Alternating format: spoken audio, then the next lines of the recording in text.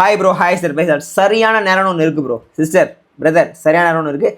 கரெக்டாக பர்ஃபெக்டாக உங்களை குறித்து வச்சுருக்க திட்டமும் உங்களுக்காக வச்சுருக்க திட்டத்தையும் ஆண்டவர் சரியாக நடத்திடுவார். அந்த டைமில் நடத்துடும். ஆனால் அதுக்கு முன்னாடி இந்த பிசாசு இருக்கான்ல, அந்த கருப்பாக வெள்ளையெல்லாம் இருக்க மாட்டான், அவன் மனுஷ ரூபத்தில் வருவான். உங்களை டிஸ்ட்ராக்ட் பண்ணி ஆண்டவர் விட்டு வழி விலக போய் அதெல்லாம் கிடைக்காது, அதை நீ இப்படி ட்ரை பண்ணுன்னு சொல்லி மாற்றி விட்டு கிடைக்க வேண்டியதையும் நீங்கள் காத்திருந்துருப்பீங்க, இவ்வளோ நேரம் காத்திருப்பீங்க, இதை இப்படி வர வேண்டிய நேரத்தில் உங்களை டிஸ்ட்ராக்ட் பண்ணுறான். அந்த இடத்துல தான் நீங்கள் உஷார பண்ணணும். அதான் நீங்கள் ஆண்டவர் சொல்ல போகிறார் வார்த்தையில்.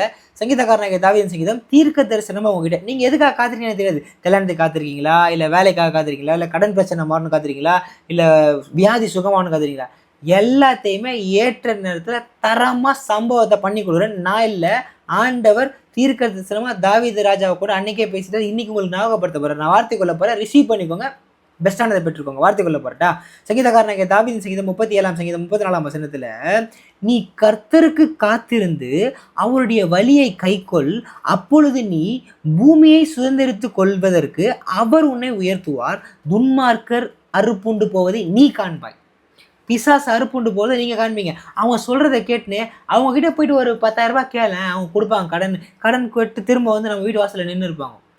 வசனம் திரும்ப சொல்லுது, நீயே கடன் வாங்காது இருப்பாய், அனைவரும் கடன் கொடுப்பான்னு சொல்லப்பட்டிருக்கு. பிசாசு அப்படி தான் மூத்தி விடுவான். பரவாயில்ல போ, நம்ம ஆண்டவருடைய காலம் வரும், ஏற்ற நேரத்தில் அவரே எடுத்துகிட்டு வந்து ஆசீர்வாதத்தை கொடுப்பார். அதுக்கு முன்னாடி இவன் இந்த மாதிரி தான் டிஸ்ட்ராக்ட் பண்ணுவான்.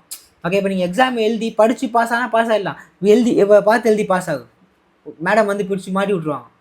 அவள் தான் மாட்டிப்போம் பெருசாக. புரியுதா உங்களுக்கு? இப்போ ஏற்ற நேரத்தில் திருமணம் ஆகும். ஐயோ கல்யாணமே ஆகல, கல்யாணம் இல்லை, இப்போ எனக்கு 32 வயசு ஆகுது. கர்த்தர் எனக்கு சொல்லிட்டார், ஏற்ற நேரத்தில் நான் உனக்கு ஒரு துணைவியை உண்டு பண்ணேன். அவள் தான் நான் காத்திருக்கிறேன். அது யார் என்னெல்லாம் தெரியாது, ஆனால் எங்கேயோ இருக்காங்க, கொண்டு வந்து தருவார். இதுதான் உண்மை. ஓகேவா? நான் சந்தோஷமாக காத்திருக்கேன். கல்யாணமே ஆகலனாலும் பரவாயில்ல, கர்த்தருக்காகவே நான் காத்திருந்து கர்த்தருக்காகவே வாழணும்னு முடிவு பண்ணிட்டேன். கண்டிப்பாக அவர் அப்படி விட மாட்டார். உண்மையாக ஒன்று சொல்ல, அந்த ஒரு விசுவாசம் உங்களுக்குள்ளே இருக்கணும். நான் ஒரு சாட்சியாக சொல்கிறேன்.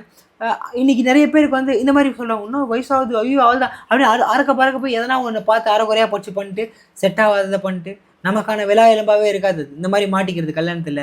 நமக்கு தேவையில்லாத ஒரு கோர்ஸ், வராத ஒரு கோர்ஸ் எடுத்து படித்து அவங்களுக்கு ஸ்கோப் இருக்குது, நமக்கும் இருக்கும். நோ அப்படிலாம் இல்லை. உங்களுக்கு கொடுத்த இடத்துல கர்த்தர் ஆசீர்வதிப்பாருங்க. கர்த்தர் வந்து லைக் கானானில் கொண்டு போய் தான் ஆசீர்வதிக்கணுமோ அங்கேயே ஆசீர்வதிப்பார். எகிப்திலே ஆசீர்வதிக்கணுமோ எகிப்திலே ஆசீர்வதிப்பார். இப்போ மோசையை பாருங்கள், மோசையை கொண்டு தான் கானானுக்கு கொண்டு போகிறதுக்கு பிளான் பண்ணுறாரு. ஆனால் மோசையை எகிப்தில் வச்சிருக்கும் போது ஆசீர்வாதமாக வச்சிருந்தார். நானே ஒன்று சொல்கிறேன் பேச சார், கர்த்தருக்கு காத்திருந்தீங்க, கர்த்தரோட புள்ளியாக நீங்கள் இருந்தீங்க அப்படின்னா எங்கே போனாலும் மிஸ் ஆகாது. கொஞ்சம் கூட அந்த டிஸ்ட்ராக்ட் பண்ணுறான் பாருங்க, டைரெக்டாக மாற்றி விட்றான் பார்த்தீங்களா, இப்படி போ அப்படி போன்னு சொல்லிட்டு, அந்த பிசாசுக்கு உஷாராக இருங்க. காத்திருந்து தரமானதை பெற்றுக்கொள்ளுங்க. உங்ககிட்ட தான் ஆண்டவர் பேசியிருக்காரு. புரியுதா? பொருளாக திரும்ப கேள்வி ரொம்ப தெளிவாக புரியும். காத்திருந்தவங்கலாம் பெஸ்ட்டாக ரிசீவ் பண்ணிக்காங்க. நீங்களும் பெஸ்ட்டாக ரிசீவ் பண்ணிக்கணும்னு விசுவாசிக்கிறேன். இதனால் எல்லா கம்பெனியும் கத்திரிக்கு சுத்தரம் மாமே இல்லையா? Love you. God bless you.